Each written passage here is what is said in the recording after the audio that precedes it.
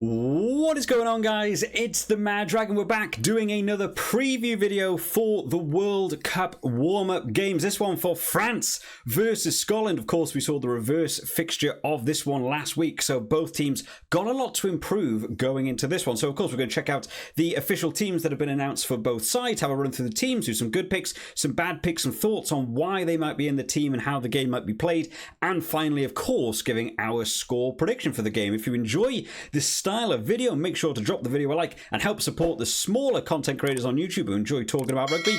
Drop a subscribe. It's free, it's easy, it takes 2 seconds. You can always unsubscribe later if you really want to. I'm joined once again by a giant crocodile because I still have nowhere to put him in my entire flat. But you guys have been dropping down in the comments that you feel like he should be some sort of mascot who lives in the back of shot. So for now, he'll stay there, but don't pay too much attention to him. Now, this game last week, Scotland versus France. Scotland taking the win. Now, if you missed the game, you might have thought this must be a really tight game all the way through, maybe exchanging the 3 points.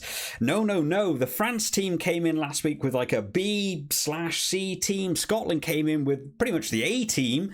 And you have to say, France dominated that first half. A bunch of inexperienced debutants making real impressions onto the international scene. Some of their more capped players, actually, I thought underperformed. In the second half, Scotland had to get their act together. They sorted themselves out and came back to be probably the best Scotland performance I've seen in a long time was in that Scotland second half, even with a man missing through Xander Ferguson on their red card situation. Didn't let it stop him. Absolutely smashed through. Now, France will be thinking, we need to improve going into this week. Shaun Edwards won't have been happy with that defence, so I imagine there'll be a lot of big talking points in the back room from that one. Questions around Scotland will be, can this team put in a full 80-minute performance that we got to see in the second half last week? Because a team like France this week or South Africa and Ireland in the World Cup probably won't let you bounce back like we got to see last week. They'll need to start out strong from the start of the game. So starting out then with this France team playing at home this week, a lot of changes coming to this team, as you could expect. I imagine last week was a bit more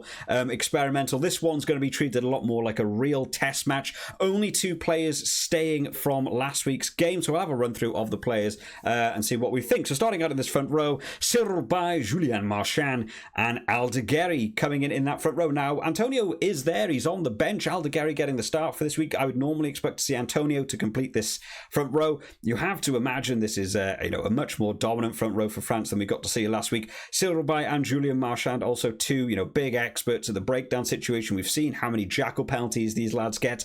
Last week, France were using the forwards, recycling that ball quickly from the back of the ruck, going again, reload, going again, reload, going again, giving Scotland all sorts of issues, and the breakdown situation was one of the reasons why they were so good, just clearing out the rucks instantly and allowing them to recycle. Julian Marchand and Cyril Bay, 2 lads that'll absolutely keep that speed going. Scotland will really have to compete at the breakdown. In the lock department, Cameron Vauquy is one of the only people to remain in this side from last week, alongside of Thibaut Flament coming back into the side, someone that impressed me so much in the Six Nations. I thought with Cameron Vauquy out with his injury, Thibaut Flament was coming in. I was a little bit worried to see how he get on, and by the end of that Six Nations, I'd be starting Flament ahead of Vauquy in almost every single game. We did get to see him in that 4 shirt through pretty much all of the Six Nations, right? So he's moved to the 5 shirt to play alongside him.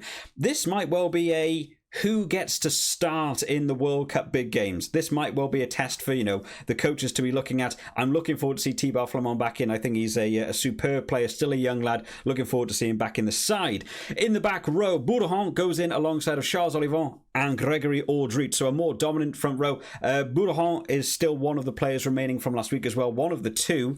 If the pronunciation's slightly off as well, feel free to drop down in the comment section a more phonetic spelling for myself. I always try and improve on my pronunciations of players' names. Sometimes other nationalities can get past me, and I know we have some fantastic French subscribers on the channel who will help me out with the blindside flanker pronunciation. But Charles Olivant and Gregory Aldrit coming back in will be a massive bolster to this side. Charles Olivant's running game hasn't been what we've seen it in past years. I feel like if you go back 2 or 3 years, this lad was running in tries from 50 metres. He was just making breaks through defensive line, an absolute nightmare. He's got some speed on him, but a very talented, experienced, smart player in Charles Olivant. It might have even been the Scotland game in the Six Nations. I can't remember who it was against, where we got to see him dive over the ruck to dot down a try because the ball went over the try line and there's no offside line then. A talented player will make the most of any mistakes that you make. And overall, a 1-8 looking much, much stronger this week. Scotland will have to watch out. Antoine Dupont goes back in alongside of Romain Ntamack. This is the halfback partnership you'll most likely be seeing against a team like New Zealand, and probably Italy is their other second biggest game in the pool stage.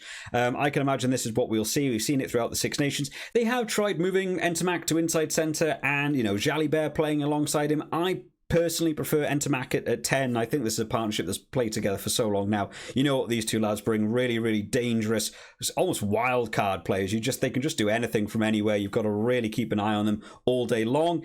In the centre partnership, Jonathan Darnty goes in alongside of Gaël Ficou. Now, Gaelton last week, impressive. Nice to see from a young lad as well coming in. These lads will need to keep an eye out for their shirts, but you have to say this is a starting centre partnership, right? Mo Farn has also been lingering around the fringes for this one. This for me is your starting centre partnership you see against those bigger teams as well. Jonathan Darnty is an absolute nightmare to stop once he's at full charge, and Gaël Ficou so good in defence as well. We've seen these lads go up against Hugh Jones and Tui Pelotu in the Six Nations as well. There's some real fun battles these lads can have in the centre battle. In the back three, Gabin Villiers comes back in. Nice to see this name back in the side. I feel like I haven't said it for a while. A lot of people sort of compare Villiers and Mortier to one another. They both wiggle through all the tackles. They're really hard to stop once they get going with it. I think they both came over from Sevens play originally as well. But it's nice to see Villiers getting a shot in here. Maybe this is maybe a last-ditch effort to get back in that team for the World Cup. I haven't actually seen if France have named their squad for the World Cup side yet, but you've got to imagine this is a big shot, a big opportunity for you to get into the World Cup squad with so many other good wingers in France. On the other wing, we have Damien Penaud. Of course we do. Who else are you going to have on that wing? Got to be the starting winger for France in the World Cup. And then finally, Thomas Ramos in that fullback shirt, the ever-reliable kicker at the post that will just kick them from almost anywhere. Dulin last week got the captaincy, was going up against the other captain of Scotland, his teammate at club level in Finn Russell. I expected a massive game from him, and for me, really didn't deliver. Unfortunately, I think Thomas Ramos is going to be the starting choice of that fullback shirt. I think Dulan's going to maybe be a bit lucky, maybe even to get in the World Cup squad. Ramos for me has got to be the starting lad, and I assume France, with this team they've named, they're treating this more like a professional test match. This will be a good test for them to see how they're going to be doing against the likes of New Zealand and Italy. So you can imagine 3 points as soon as they're on offer. These lads are probably taking it. They'll probably be looking for scrum penalties, get those 3 points, then maybe in that second half they'll allow the backs to expand out a bit more. In the replacement forwards, Boujari goes in alongside Jean-Baptiste Gros and Antonio, and I like what he said. Maybe if you swapped Aldegheri and Antonio around, this would maybe be your starting front row and your second front row, and it would be quite clear cut. Jean-Baptiste Gros sometimes gets in that starting front row, but Boujari and Gros both playing together last week. France have also gone for the 6-2 split on the bench, shows their intent of what they're planning to do through the forwards. Charleroi and Macalou also coming in there, but Macalou can also play 8, flanker and wing. So, the joy of Macalou is you've got your 5-3 along with your 6-2 wrapped up into one. It somehow works out for them. I'm not sure who would cover centre if there was an injury. Of course, Ntamack can drop back to centre. I'm not sure who takes over at fly half if they needed to do that. Macalou's a big unit. I'm sure if it all went wrong for them at centre, you could maybe even chuck Macalou at 12 and use him just crash ball 12. I don't know if they've had any experience playing at centre before, but the 6-2 for me is an indication this is going to be a forwards game. They're looking to dominate at scrum time. They're looking to be physical. This will be a bit of a test for them for how they'll look to play against a team like New Zealand in the World Cup. And Italy also enjoy their physical forward game. This is a good benchmark for your players to test themselves. I think this is a really nice setup. And then in the replacement back, Maxime Loucou goes in alongside of Louis Bieri. Hopefully I'm going to try and get that pronunciation correct. A young lad making his debut last week, smashing the international scene, getting his try along with being instrumental in some of the other tries for France as well. I think this lad's got a long career. I would like to see this lad get on early.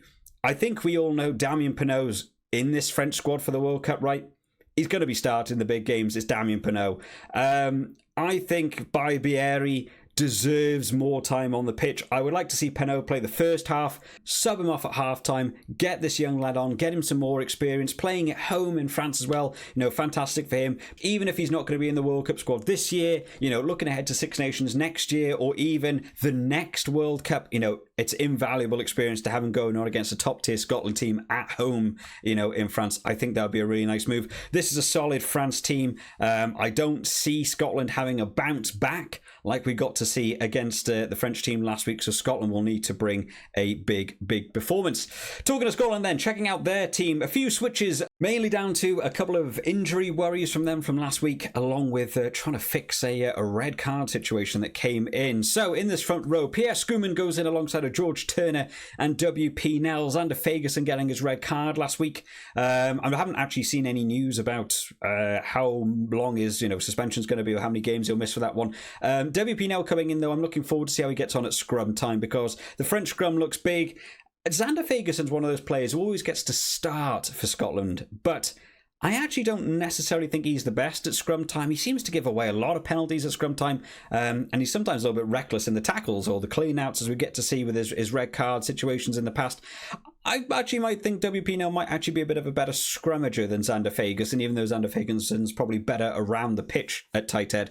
I'm looking forward to see how this front row gets on against a pretty stacked France team, because it'll be an area, if you dominate the scrum, leads to penalties, can lead to games won when you've got big kickers on the side. So I'm looking forward to see how they hold up. In the lock department, Richie Gray and Grant Gilchrist retain in that lock department. Grant Gilchrist staying as the vice captain. Where it shifts up though, with this back row, Jamie Ritchie going in this week as captain. Nice to see him back. He's had his own injury concerns, so nice to see him back in the side. Rory Darge takes the open side flanker away from Hamish Watson, and Jack Dempsey retains in the number 8 shirt. Now I like this switch up because the France line-out looks strong. They've got some big jumpers in there.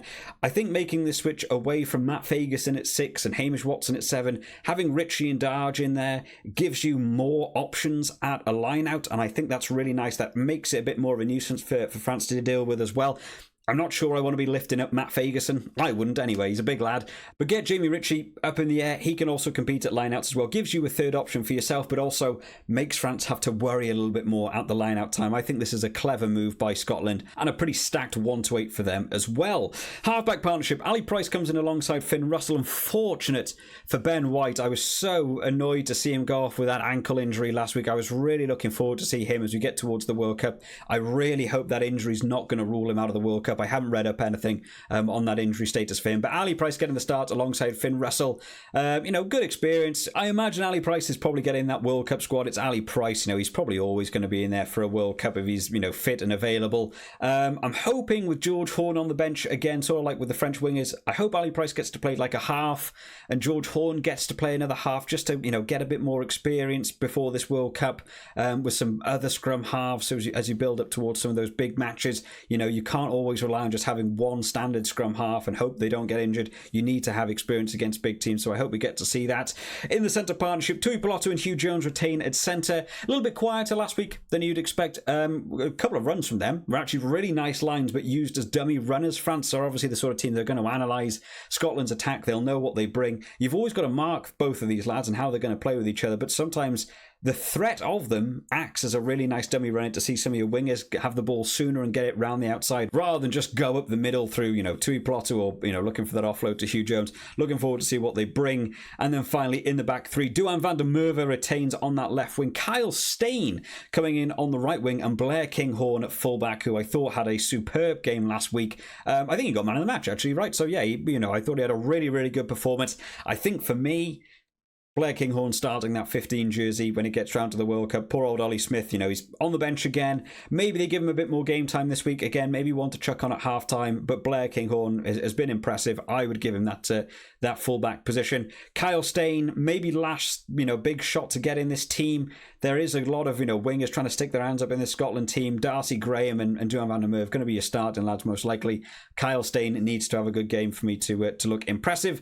And then finally, quickly, in terms of the replacements, McAnally, Sutherland and Sebastian will come on in that second half front row. Scott Cummings, Skinner and Bayliss will be coming on for their 6-2 split on the bench as well. There's the intent from both sides, right? It's going to be a forwards game. It's going to be a grueling game. The breakdown situation might have been a bit worrying for Scotland last week in that first half with how much they were just getting cleared out of the rucks really quickly, allowing France to recycle. The 6-2 will give you a bit more longevity in that breakdown. And I think the set piece will be a bit of a key area in this one. You don't want to be losing at scrum time. Both teams are competing hard at line-outs for this one. Penalties, I think, could be a deciding factor in this one, so you want to take charge of those set-piece areas. But, yeah, carrying the ball hard, trying to make the meters through a strong France defence with a bigger team this week, and how good they can be at the clean-out. I think the 6-2 split is the right way to go. And then finally, in the replacement backs, George Horn and Ollie Smith, as already mentioned. I'm not sure in terms of their back injury worries. You'll want to try and avoid injuries. Both teams will want to, try and avoid big injuries this close to a World Cup. Scotland will want to make the most from this game, though. They've only got one game left after this, and that's against Georgia, who absolutely will test your forwards out there. They can compete at a top tier level. They can beat tier 1 nations. We got to see it against Wales not that long ago, but I really don't think they'll get the same test against Georgia as they'll see against this France team. And then you're into a World Cup.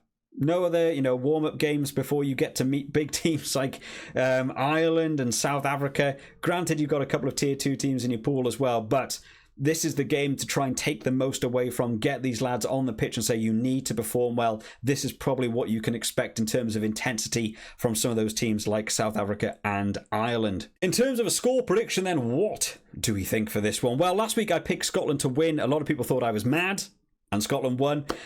This one, though, the France team's looking bigger. They're playing at home. Scotland have a more consistent team from last week. A lot of the players staying on. They'll have more time working together. They had a good second half, and if they can carry that into this game, I think that'll be a really good move. I don't think this France team will allow them to have as much leniency in bouncing back in that second half, especially if they end up with another red card.